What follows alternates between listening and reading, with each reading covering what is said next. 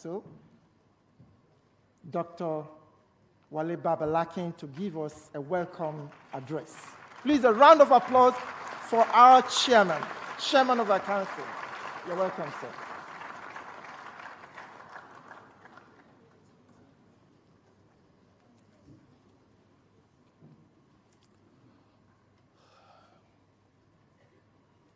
Mr. Vice President, welcome back home.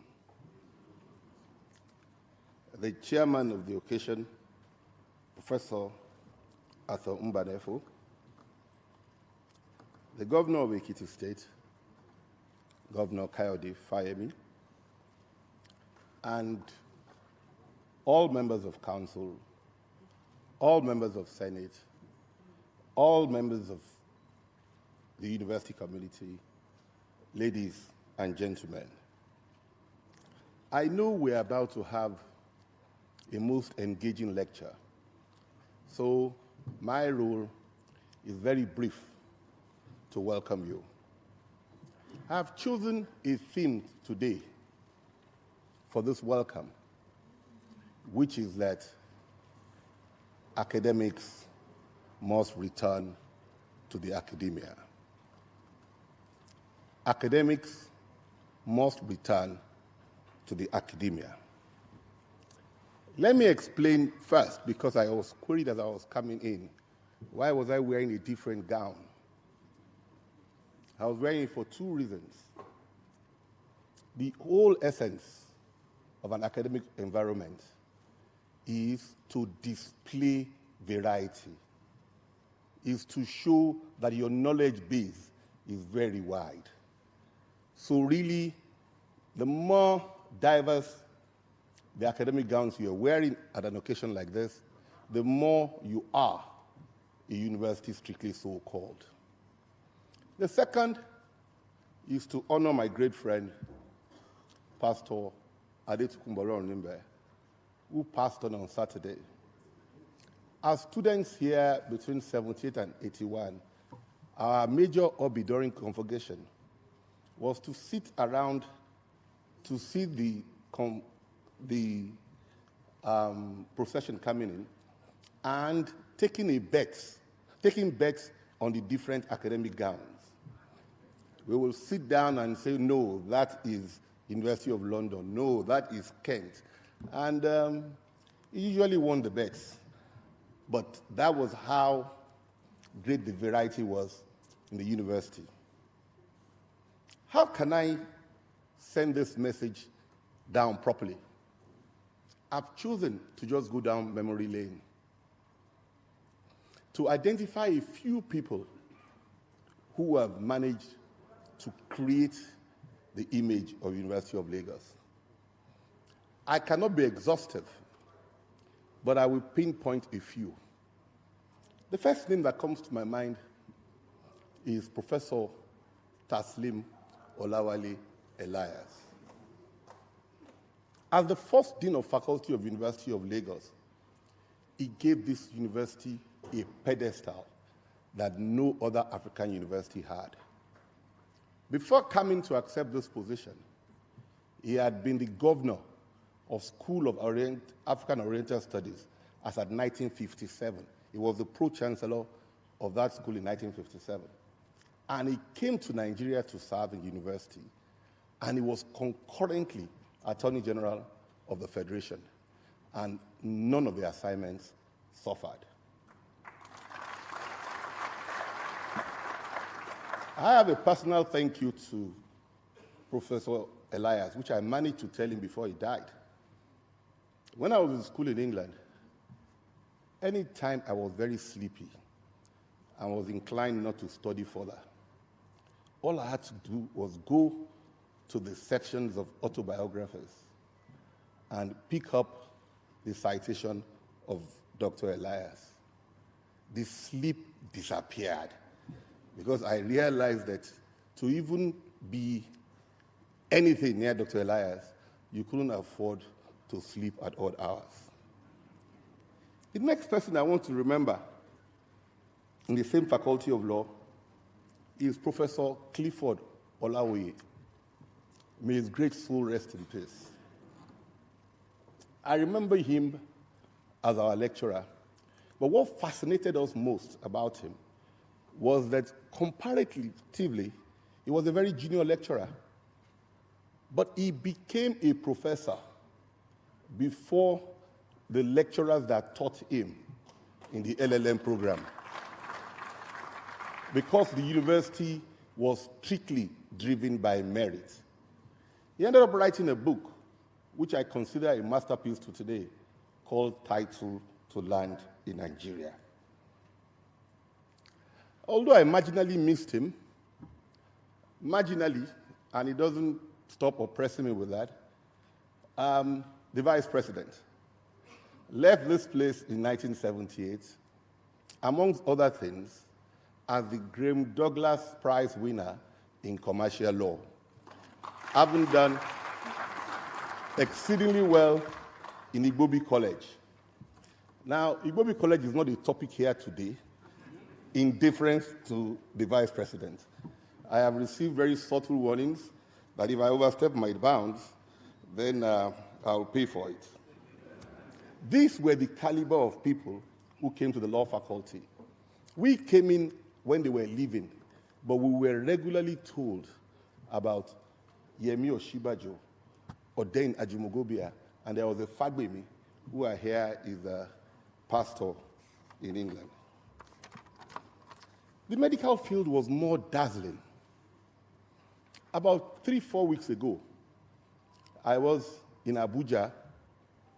I'd been invited for the valedictory of Professor Lebute. I was still in Abuja at 9 a.m., and I was not planning to attend it. Then I stumbled on the Nation newspaper, and I saw the CV of Professor Lebute. All my reluctance disappeared, found myself to the airport, and I was there before 11. Why? I had to come and celebrate a great scholar.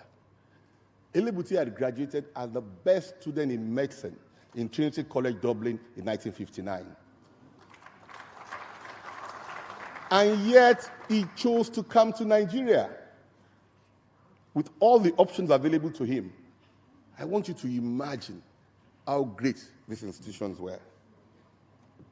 Later in life, I met Professor Alexander Eyimofe Boyo, who had taken a BA in Sciences at Cambridge and graduated in medicine at Oxford. And he was in Cambridge as a fellow. And once in 2-3 weeks, he'll sit us down and tell us how great the College of Medicine was. In that place, too, I want to mention Professor Akin Adeshola, also an outstanding surgeon. Professor Kwaku Babatunde Adadevo. And lastly, somebody who would have been a Nobel Prize winner if he had decided not to attend the wrong secondary school, Dr. Sonny Folorunsho Kuku. Because with all his great credentials as a scholar here and abroad, he couldn't resist the temptation of commerce, which is the forte of King's College boys. Engineering. I was a student here, and the engineering faculty used to vibrate. There was a young man there called Professor Ayodele Awujobi.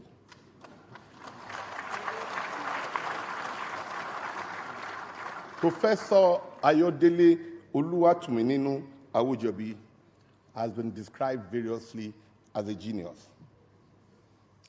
Having taken the best degrees you could imagine, he took a Doctor of Science by exams from University of London at 37. University of Lagos was so vibrant. I was in law, but I knew so much about Awujobi.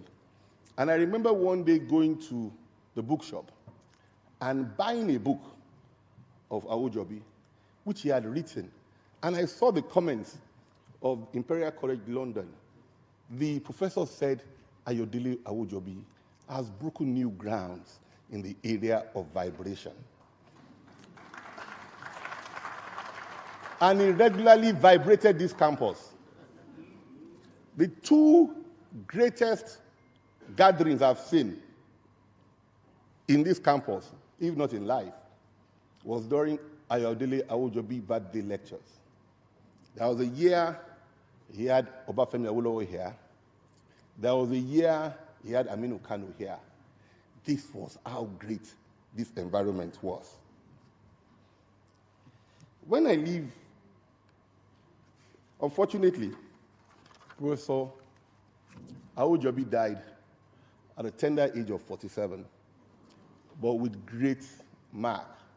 I always compare him to F.E. Smith, QC, the first Lord Birkenhead. They achieved so much that it was impossible to stay around. The next person in this category is Professor V.O.S. Olunloyo Voso. Professor Vincent Olusegun Shoemo Olunloyo was simply an outstanding scholar, and he committed himself to this university. May his soul rest in peace. He achieved everything that was possible in engineering. And during his funeral, I was sitting now next to Sonny Kuku. The only thing he claimed he never achieved in life was to be admitted to Government College, Ibadan. It's not me saying it, it was in his biography. And Dr. Sonny Kuku is here to testify. He wasn't too happy to give that document to me, but he gave it to me. The last in this, before this, is also Professor Ifedayo Oluwole Oladapo, a first-class mind. He had taken his first degree, first class. By 1963, he was through with a doctorate in Cambridge. He came to University of Lagos. Last in this list, he has two platforms. He's both a scholar and my benefactor. He's Oye Ibidapo Obe. Oye Ibidapo Obe had graduated as best all-round student in University of Lagos in 1970. In 1979, his wife, my auntie, decided to read law and regularly will go to the bookshop to buy books. What fascinated me about the system here was that she never paid for any book. All she will tell the salesperson there is that, please debit my husband's price list. He had so many prices domiciled in the bookshop that his wife was able to buy law books years after. That was the society I knew as the University of Lagos. I've gone to this extent to remind all of us that only academics should find themselves in the academia.